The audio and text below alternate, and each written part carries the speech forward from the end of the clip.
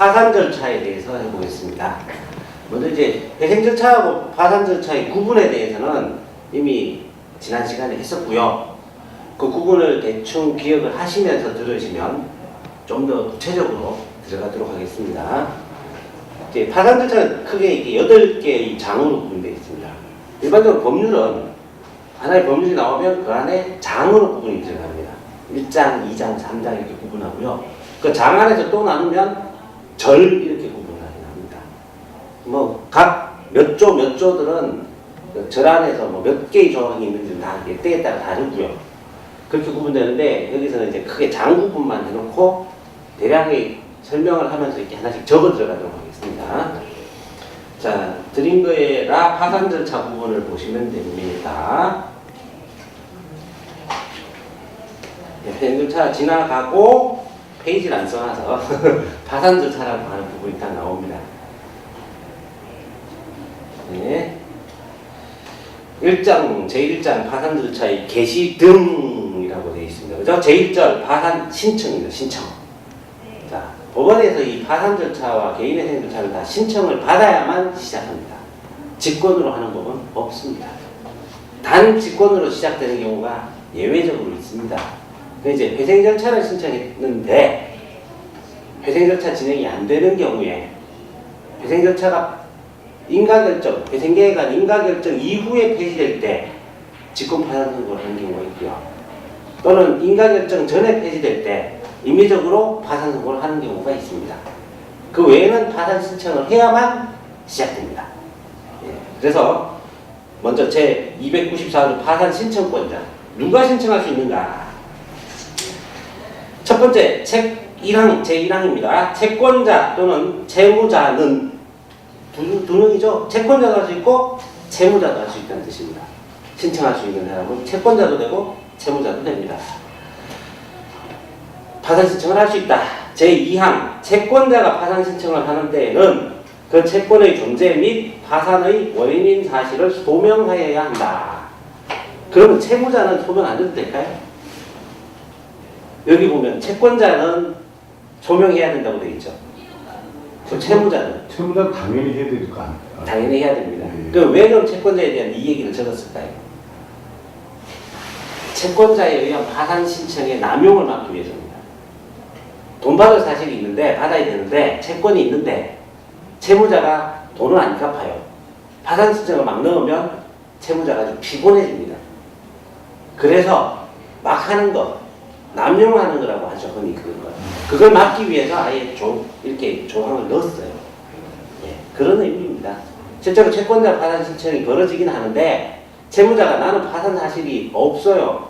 견딜 수 있어요. 라고 하면 대부분 채권자의 파산 신청을 기각시켜버립니다. 채무자 자신이 신청하는 것은 좀 다른 개념이니까 스스로 하는 것은 잘 받아주는 편이고 채권자가 하는 것은 잘 안 받아주는 편입니다. 네, 그 다음 제295조 법인의 파산 신청권자.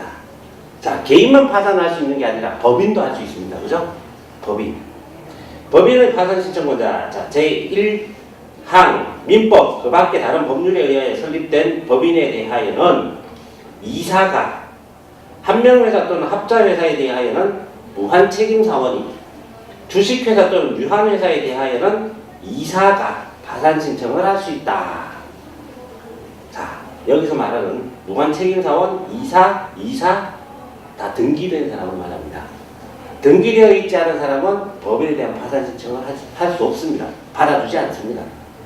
그래서 흔히 대부분 법인이 파산을 할 경우 이사 중에서 대표이사 그런 식으로 하죠. 이제 법인에는 이사라고 하고 주식회사 유한회사도 이사라고 하고 한명회사 합자회사는 무한책임사원이라고 되어 있죠. 이건 왜 그럴까요? 이건 민법에 나오는 구분이 그래요. 법인에 대한 구분이. 법인 중에 일반적인 법인은 다 이사들이 대표성을 띱니다. 그 중에 대표이사가 되면 이사 중에 대표인 거죠. 그 다음에 이제 주식회사 유한회사는 흔히 많이 보시는데 그것도 마찬가지입니다. 자기가 낸 주권, 주주, 그러니까 주식이라고 하죠. 그 주식에 대해서 자기가 산 것만큼에 대한 책임만 지는 게 이게 주식회사고요.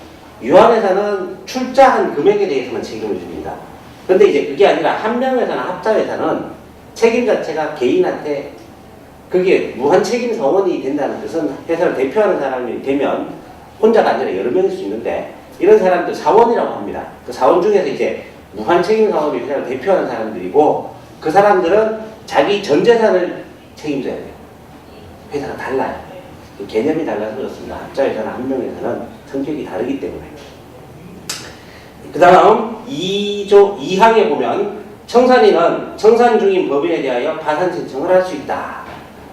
자, 법인이 청산에 들어가면 청산인이라는 것을 선임을 합니다. 등기도 하고요. 그럼 그 사람이 대표이사의 직위 같이 회사를 대표하는 지위자가 돼요. 그러니까 청산인이 할 수 있겠지요, 당연히. 네. 자, 다음 세 번째 제299조 상속재산의 파산 신청권자. 자, 이 개인의 파산과 법인의 파산에 대해서 했는데 상속재산에 대해서도 파산이 가능합니다. 상속재산 파산. 상속을 받았는데 받은 땅도 있고 땅도 뭐 땅이나 부동산이나 이렇게 자산도 있고 부채도 많고 부채가 더 많은 것 같다. 그럼 상속재산 파산 신청을 하면 돼요. 근데 잘 안 하지요. 왜 잘 안 할까요?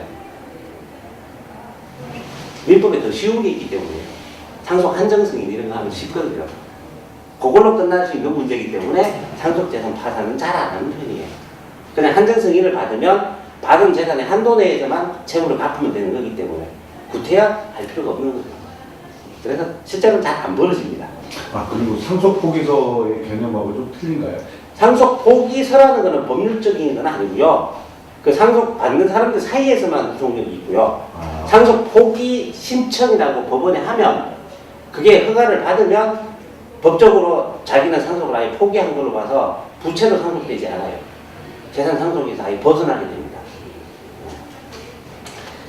자, 299조의 상속재산에 대해서 할 수 있습니다. 누가 할 수 있느냐는 뭐 상속채권자, 유정을 받은 자, 상속인, 상속재산 관리인, 유언집행자 다 가능하고요.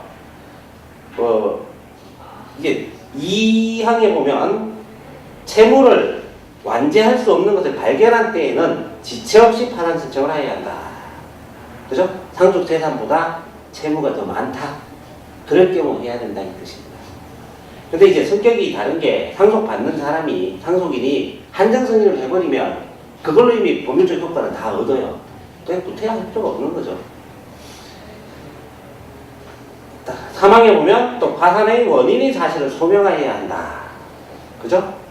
이것도 그렇습니다. 영향을 받는 사람들이 있기 때문에 그렇습니다. 그 다음 네 번째는 신청서와 예납. 자, 신청서에 필요한 서류는 실무적인 거기 때문에 법률 조문을 보시면 대충 다 아실 수 있어요. 뭐 있어야 된다. 그냥 그대로 있어야 되는구나. 그 다음에 예납. 가끔 예납이 벌어질 때가 있고요. 예납 명령을 안 내릴 때도 있습니다. 때에 따라서. 예납할 수 있다. 예납해야만 한다는 아닙니다. 여기까지가 제1절 파산 신청에 관한 부분이었습니다.